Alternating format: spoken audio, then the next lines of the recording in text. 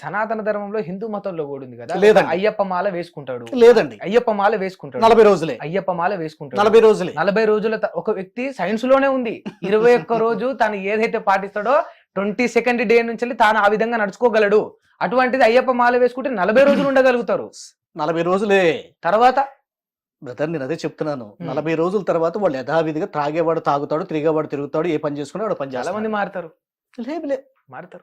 ఒక చూపించండి. ఏమంటే నేను అయ్యప్ప మాల వేసుకున్నాను, అయ్యప్ప మాల అంటే మీ లెక్క ప్రకారం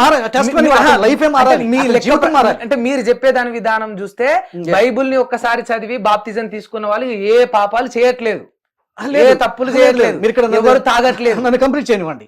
నేను అనేది ఏంటంటే బైబిల్ దగ్గరకు వచ్చిన వ్యక్తి అతను విని సువార్త విని మారు మనసు పొంది కన్నీళ్లతో ఏడ్చి తన పాపాలను ఒప్పుకుంటాడు. ఇది ఎప్పటి వరకు చర్చిలోనంత వరకు లేదు. బయటకు వచ్చిన తర్వాత అయ్యప్ప మాల వేసుకున్నాడు ఎప్పుడైనా అయ్యా నేను పాపం చేశాను అయ్యా ఏడ్చాడా? లేదే. భజన చేసుకుంటాడు, ఊరికి అతను ఆ సంతృప్తి కోసం భజన చేసుకుంటాడు, ఆ నిష్ట పాటిస్తాడు, వెళ్తాడు, తీసేస్తాడు, మామూలు అవుతాడు. ఈ బైబిల్ వచ్చి అనుసరించే వ్యక్తి అతను చర్చిలోనే కాదు ఇంట్లో కూడా ఏడుస్తాడు, ఎక్కడ అవసరమైన కన్నీరు గారుస్తాడు. ఎప్పుడు సైకలాజికల్ గా ఏడుస్తున్నాడు అంటే తన హృదయంలో ఏదో ఒక మార్పు కలిగింది అని అర్థం, బాధ కలిగింది అని అర్థం. అంటే ఎందుకు ఏడుస్తున్నాడు? సైన్స్ ఎక్కువ ఏడవడం వల్ల మనిషి కృంగిపోతాడు, వీక్ అయిపోతాడు. మీకు తెలుసా? నాకు తెలుసు. అందుకని బైబిల్ డివైడ్ చేసింది. రక్షణార్థమైన మారు మనస్సు దుఃఖం వేరు, తనకేదో కష్టం వచ్చింది నన్ను ఎవడో చంపేస్తాడు లేకపోతే నాకు వ్యాధి వచ్చింది చచ్చిపోతాను నేను ఏడవటం వేరు. ఏడుపులో కూడా 2 రకాలు ఉన్నాయి Bible according to the hour Holi Bible. కాబట్టి దైవికమైనటువంటి దైవ చిత్తానుసారమైన దుఃఖం రక్షణార్థమైన మారు మనసునిస్తుంది అని మాకు రోమపత్రికలో చెప్పబడింది. సో మీరు చెప్పే దుఃఖం ఏంటంటే లోకంలో దుఃఖం, ఏదో నన్ను నష్టపోయాము, అనారోగ్యం వచ్చేసింది, ఏదో తెలియని దెబ్బ తగిలింది, యాక్సిడెంట్ అయింది, ఏడుస్తాడు. నిజమే, అతని దేహం కృంగిపోద్ది, అనారోగ్యం వస్తుంది. ఆ ఏడుపు వేరు, ఈ ఏడుపు వేరు. నేను చెప్పేది సూటిగా నేను చెప్పగలిగింది ఏంటంటే ఈ 40 రోజులు ఈ నల్ల వస్త్రాలు వేసుకున్న నేను వాళ్ళు విమర్శించట్లేదండి, వాళ్ళు బాధపడకూడదని నేను కోరుకుంటున్నాను.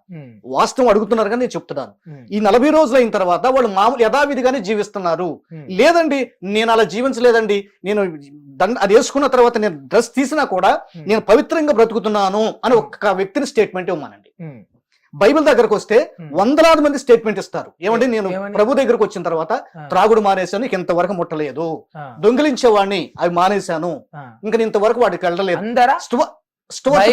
నమ్మిన వాళ్ళందరూ కనీసం 90% మంది, కనీసం 90% మంది మనకి చివరిలో మనకి చీరాల దగ్గర స్టోర్టుపురం అని ఉంటది. మనం చిన్నపిల్లలప్పుడు అక్కడ భయంకరంగా దొంగలతో నిండేది ఆ స్టోర్టుపురం అంటే. ఈ రోజున అది సువార్తపురంగా మారిపోయింది. దొంగతనాలు అనేటువంటివి అక్కడ ఎక్కడ జరగట్లేదు. వాళ్ళు నక్సలైట్లు లాంటి వాళ్ళు భయంకరమైన వ్యక్తులు, దోచుకునేవారు. అక్కడికి సువార్త తీసుకెళ్లి ప్రకటించిన తర్వాత ఒక 10-20 ఏళ్ల తర్వాత వాళ్ళంతా మారు మనసు పొంది సువార్తపురం అది పెట్టుకున్నారు. వాళ్ళే వచ్చి సాక్ష్యాలు చెప్తున్నారు, గతంలో మేము ఇట్లా బ్రతికాం, యేసు ప్రభుని నమ్ముకున్నాం, మా జీవితాలు ఆయన మార్చేశాడు. యేసు ప్రభుని నమ్మితేనే జీవితాలు మారిపోతాయి, బ్రతుకులు మారుతాయి. నమ్మకపోతే బ్రతుకులు ఎన్నటికీ మారవు. మార్చుకోవడానికి మనుషులు కొంతమంది ప్రయత్నం చేస్తారు, ఎందుకు అంటే కాదన్ను, కొంతమంది మార్చుకోవడానికి ప్రయత్నం చేస్తారు. అయితే వాళ్ళు స్థిరంగా ఉండలేరు. ఒకవేళ తనకు తాను మార్చుకున్నా మోక్షం వెళ్ళలేరు. ఎందుకు ఉండలేరు? మానవ నైజం. ఇప్పుడు నేనేమంటున్నా, బైబిల్లో కొన్ని నిబంధనలు ఉంటాయి.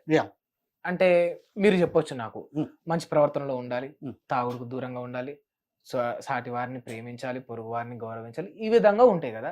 అవే నేను యేసు ప్రభువుని నమ్మకుండా నాకు నేను పాటిస్తా. ఇందులో పెద్ద డిఫరెన్స్ ఏముంది? మీరు చెప్పేది కూడా లాజికల్ గా ఉంది. దాన్ని నేను ఇచ్చే ఆన్సర్ ఏంటంటే, ఒక ప్రీచర్ గా నేను యేసు ప్రభువుని మీరు నమ్మకుండా, దాన్ని ఏమంటది అంటే బైబిల్ స్వనీతి కార్యాలు అని చెప్తుంది. మంచిగా ఉండు, దొంగిలించను, అబద్ధం ఆడను, డ్రింక్ చేయను, వ్యభిచరించను, మంచిగా బ్రతుకుతా, యేసుప్రభు నాకు అక్కర్లా అన్నారనుకోండి, ఓకే నువ్వు బ్రతుకుతా, సమాజంలో మంచిగా ఉండొచ్చు, కానీ నువ్వు చనిపోయినాక నిత్య జీవం మాత్రం రాదు, నిత్య నరకానికి. ఎందుకు? దేవుణ్ణి నమ్మితేనే ఎందుకు మీరు పరలోకానికి తీసుకుపోవాలి? అది అట్లా అక్కడికి రావాలి. స్వార్థమే కదా. లేదు, అది ఒకవేళ మనుషుల దృష్టిలో కొన్ని ఇది స్వార్థంగా అనిపించవచ్చు, మనుషుల దృష్టిలో కొన్ని ఇది న్యాయమా అని అనిపించవచ్చు, కానీ దేవుని దృష్టిలో ఇది న్యాయమే. ఎందుకంటే మనల్ని అసలు తల్లి గర్భంలో సృష్టించిన సృష్టికర్తే దేవుడు. కనుక ఆయన ఏం కోరుకుంటున్నాడంటే తనను నమ్మాలి, మనుషులు తనకి భయపడాలి, తనను ప్రేమించాలి. ఒక తండ్రి బిడ్డని ఇలా ఆశించడం తప్పేం కాదు. ఒక తండ్రి ఇలా బిడ్డను ఆశించడం తప్పు కాదా? తప్పు కాదు. ఇప్పుడు నేను మా అమ్మతో డైలీ మాట్లాడతా. మా అమ్మ అంటే నాకు చాలా ఇష్టం, మా అమ్మకు నేనంటే ఇష్టం. నేను కోపం మీద అరిచినా, మా అమ్మని పట్టించుకోకున్నా, మా అమ్మ మీద ప్రేమ చూపించకపోయినా, అసలు మా అమ్మని నేను నమ్మకపోయినా, మా అమ్మ మీద నేను ద్వేషం పెంచుకున్నా కూడా మా అమ్మ నన్ను కొడుకుగానే చూస్తుంది. అంతకు మునుపటి ఎంత ప్రేమ చూపించదు ఇంకా రెట్టింపు ప్రేమ, నా కొడుకు ఏమైపోతాడో అని ప్రేమ పెంచుకుంటుందే తప్ప, నువ్వు నన్ను తల్లి లెక్క చూడకపోతే నా కొడుకు కాదు, నువ్వు నన్ను ప్రేమించకపోతే నేను నీకు అన్నం పెట్టా, నువ్వు నన్ను గౌరవించకపోతే నేను ఇంట్లోకి రాని అని ఏ రోజు మా అమ్మ అనలే. ఇది ఒక తల్లి తండ్రికి బిడ్డల మీద ఉండాల్సిన స్వచ్ఛమైన ప్రేమ. నువ్వు నన్ను కొలవకపోతే మొక్కకపోతే నీకు పరలోకానికి రావు, పాపిష్టి అవుతావు, పాపానికి పోతావు అంటే ఇది స్వార్థం అవుతుంది. ఒక దేవుడు ఆ రకంగా మాట్లాడాడు. ఓకే, అట్లా మాట్లాడితే దేవుడు ఎట్లయితాడు? నేను మాట్లాడినా చెప్పండి. నేను అనేది ఏంటంటే, సరే మీరు ఫర్ సపోజ్ చెప్పారు, ఆ ఫర్ సపోజ్ నేను చెప్పారు తల్లి తల్లికి పోలిక ఫర్ సపోజ్ చెప్పారు మీరు, అంటే అమ్మని ప్రేమిస్తున్నాను, ప్రేమించకపోయినా నన్ను ప్రేమిస్తే నాకు భోజనం పెడతది, దట్స్ ఆల్, మంచిదే. ఎందుకంటే తల్లుల్లో కూడా మంచి వాళ్ళు ఎక్కువ మంది ఉంటారు, కొంతమంది మూర్ఖులు ఉంటారు. నువ్వు తేకపోతే నీకు పెట్టే పని లేదురా, పోరా, నువ్వు అసలు ఇష్టానుసారంగా జీవిస్తున్నావు, అనేవాళ్ళు ఉంటారా? ఉంటారు. సరే, వాళ్ళు తీసేయండి. మన తల్లి మనల్ని ప్రేమించినా ప్రేమించకపోయినా సరే మనల్ని ప్రేమిస్తుంది, మన మాటిన్నా వినకపోయినా మనల్ని ప్రేమిస్తుంది, ఆదరిస్తుంది. ఆమె రేంజ్ ఎంతవరకు? ఇంతవరకే. మోక్షం ఇచ్చే ఛాన్స్ ఆయన చేతిలో లేదు. కానీ పరలోకంలో ఉన్న తల్లి లాంటి, మన తండ్రి లాంటి, మన తల్లి లాంటి దేవుని చేతులు ఏముంది? ఆయన యొక్క రూల్ ఏంటి? ఆయనకు ఒక రూల్ ఉంది, ఆ రూల్ మనం పాటించాలి.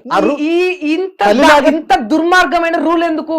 నిన్ను మొక్కితేనే పరలోకాన్ని తీసుకోబోడు, ప్రేమ చూపించాడు కదా. దుర్మార్గం కాదు.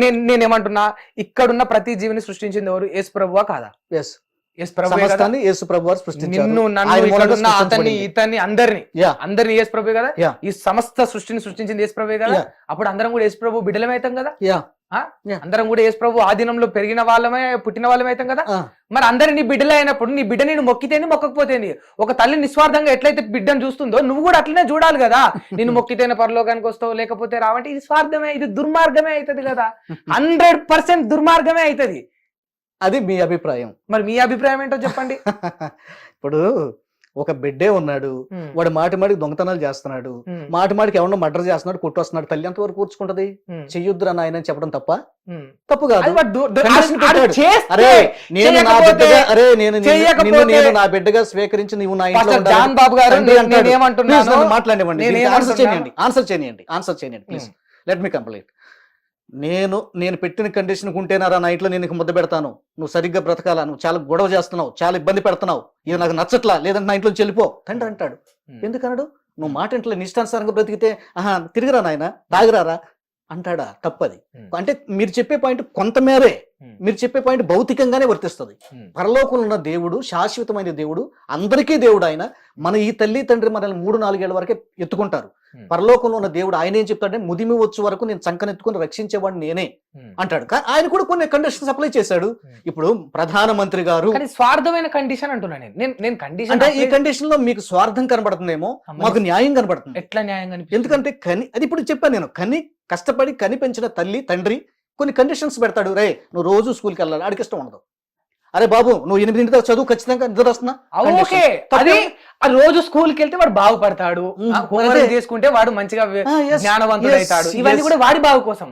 అరే, నువ్వు రోజు పొద్దున్న లేచి నీ తల్లిదండ్రులు నమస్తే పెట్టు, కాళ్ళకు దండం పెట్టు, నీ తల్లిదండ్రులు జీవం అని బతుకు, లేకపోతే నేను చంపేస్తారా అంటే ఏమంటారు? లేదు, సేమ్ మీరు ఇది ఎట్లా అప్లై చేస్తున్నారో, పిల్లవాడు క్రమశిక్షణ కోసం, పిల్లవాడి భవిష్యత్తు కోసం అని మీరు ఎట్లా దీన్ని యాక్సెప్ట్ చేస్తున్నారో, సేమ్ ఇది కూడా ఆత్మ సంబంధంగా దేవుడు కూడా కండిషన్స్ ఎందుకు. హిట్ టీవీ యాప్, ఇందులో short news, live news, entertainment shows, movies, digital magazines తో పాటు మీ జిల్లా వార్తలను కూడా ఫ్రీగా చూడొచ్చు.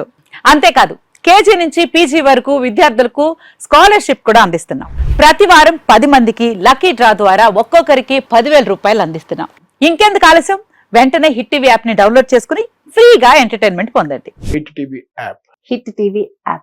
Please download hit TV app. Hit TV app ని ఫ్రీగా డౌన్లోడ్ చేసుకుని ఎంజాయ్ చేయండి. మీకు నచ్చిన ఎంటర్టైన్మెంట్ కోసం హిట్ టీవీ యాప్ ని ఫ్రీగా డౌన్లోడ్ చేసుకుని ఎంజాయ్ చేయండి. హిట్ టీవీ యాప్ ని డౌన్లోడ్ చేసుకుని ఆస్వాదించండి, ఆశీర్వదించండి. ఇంతమంది సెలబ్రిటీలు హిట్ టీవీ యాప్ ని డౌన్లోడ్ చేసుకోండి అని చెప్తున్నారంటే ఎంత మంచి యాప్ ఆలోచించండి.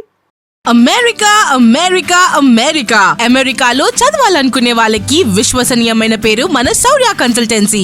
UK లో 1 year masters, UK లో 1 year masters, 2 years work permit up to 5 years visa. Contact Saurya Consultancy. Contact 89851 89851.